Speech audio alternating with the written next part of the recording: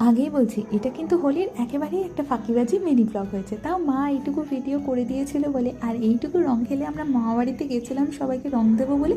আর ওখানে ভাইরা আমাদেরকেই পটল রং মাখিয়ে দিয়েছে। আমি তো ভয়ে ছুটে তাড়াতাড়ি বাড়ি এসে আগে স্নান করে নিয়েছি, কারণ পরের দিন স্কুল ছিল, জানি না মুখে থেকে রং উঠবে কি না। তো যাই হোক, রং উঠে গেছে। আর স্নান করে ফ্রেশ হয়ে ভাবলাম নিজে তো রং খেলে বেশ ফ্রেশ হয়ে নিয়েছি, কেননা আমার ব্যালকনির গাছগুলো তো আজকে জল দিয়ে সুন্দর করে স্নান করিয়ে দিই, কারণ তাতে ওদের থেকে যে রংটা বেরিয়ে আসবে সেটা আমার ব্যালকনিকে সারা বছর রঙিন করে রাখবে।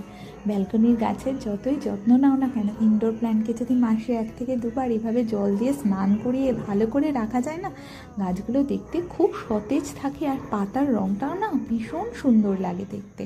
সত্যি বলতে এইসব কাজ ছুটির দিন ছাড়া খুব একটা হয়ে ওঠে না, আর তাই চেষ্টা করি ছুটির দিনে অন্তত 1 থেকে 1.5 ঘন্টা হলেও গাছের পেছনে একটু সময় দেওয়ার।